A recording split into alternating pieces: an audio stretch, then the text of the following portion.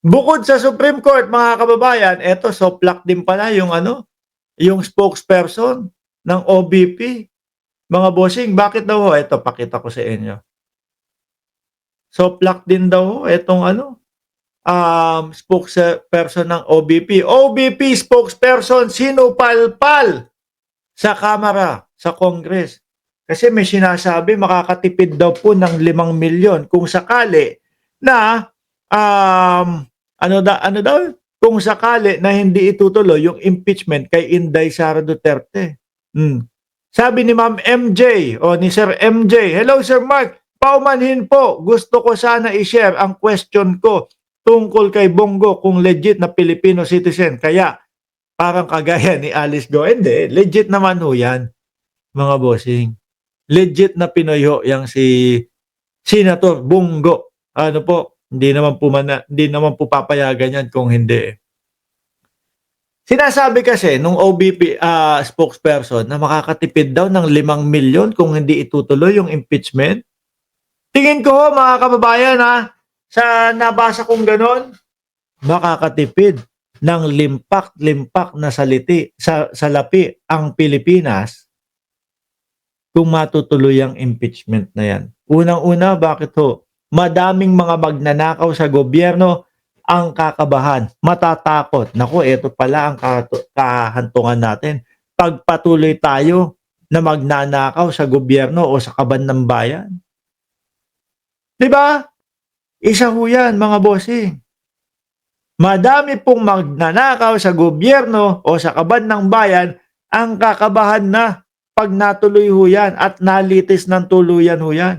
Pero kapag ho hindi natuloy ang impeachment, mga boss chief sir, asahan nyo po, mas lalo pong maghihirap ang ating bansa dahil mas lalakas po ang loob ng mga magnanakaw na politiko na magnakaw na lang po. Bakit?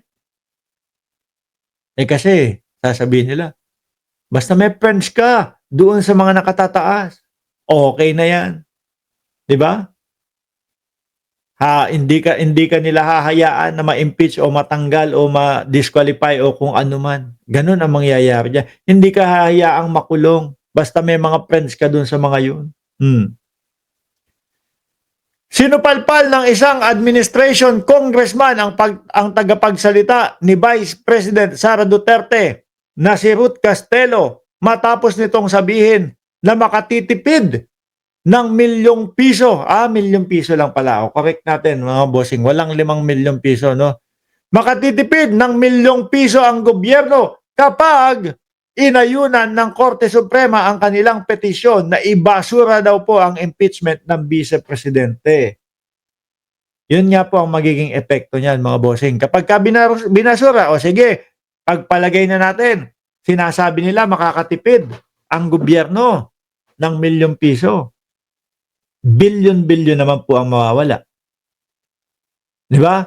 Dahil etong mga magnanakaw sa gobyerno, lalakas ho lalo ang loob. Mas lalong magnanakaw ho yan. Mas dadami ang mga magnanakaw. Di ba? Pero kapag natuloy yan, tapos napatunayan, at may karampatang parusa, yari ho. Kakabahan na yung mga gustong mga magnakaw sa gobyerno o sa kaban ng bayan. Maaaring maubos. Di ba? Sabi ni Fermin de Guzman, mas delikado kung hindi matuloy ang impeachment kasi baka maging presidente nga si Sara Mau, di lalong lalaki ang makukulimbat at walang makapagtatanong paano nagastos. Correct. Ito yung sabi sa kanya ni Paulo Ortega, mga bossing. Siguro kailangan niya ng cost-benefits analysis, no? She can't be throwing around statement like that. Aralin muna nila maigi. Maganda siguro, aralin muna nila yun. Hindi ganyan po pagka yung mga DDS. Isang batuhan lang ho yan, no? Walang ebidensya, walang pakialam. Bakit? Mayroong mga DDS na naniniwala sa atin. Pagka sinabi kong ganito, meron ka bang backup dyan? Wala. Okay lang yan. Bakit? Kasi papaniwalaan agad ng mga DDS. tingnan nyo yung style ng Vice Presidente. Balikan ho natin yung kay Congresswoman Beatrix Luistro, mga boss. Ano nangyari doon? Sabi kay Congresswoman Beatrix Luistro, mga bossing, may utang daw po ang mga Luistro kay Inday Sara Duterte o doon sa asawa ni Inday Sara Duterte. Nung hinanapan po ng resibo, pakibigay naman po sa amin, no? Yung resibo na nagsasabi na may utang kami sa inyo. O, sumagot pa ba? Hindi na ho, mga kababayan, di ba? Hinayaan na lang nila kasi walang maipapakita na katibayan na may utang talaga. Wala lang. Style ho nila yan, mga bossing. O siguro, eto ay naa-adapt na din po ng spokesperson ng OBP. Basta na lang sabihin mo yan kahit wala kang ebidensya. Importante na sabi mo at merong mga DDS na maniniwala sa iyo.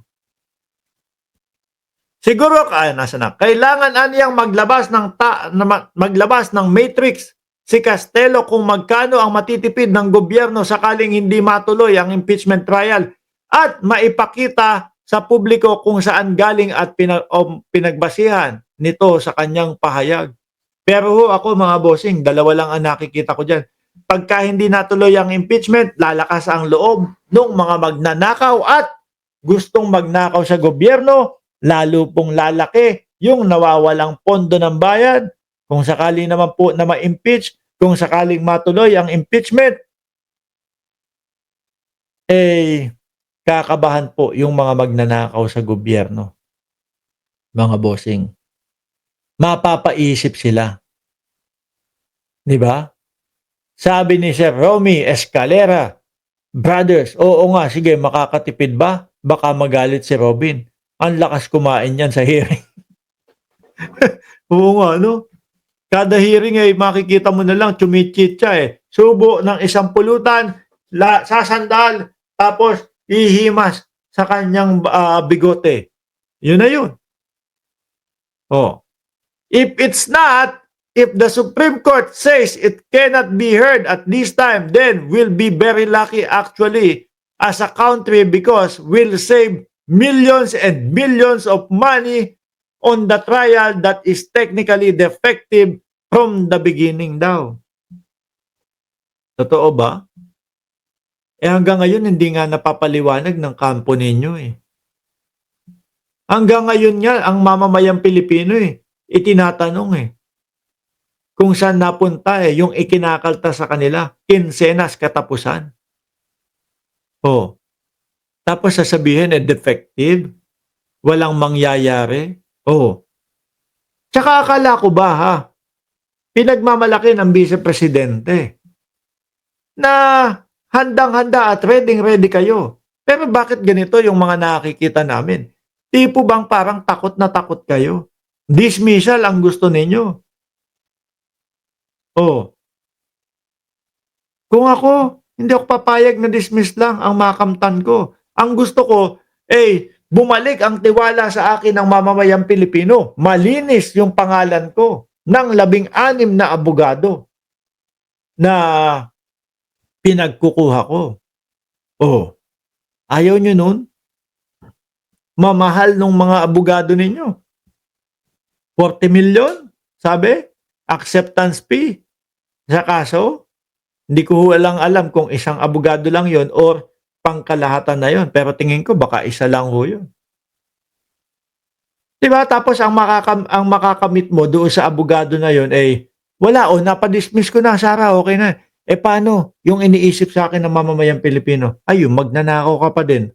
Yun ang iniisip sa iyo ng mamamayang Pilipino. Di ba?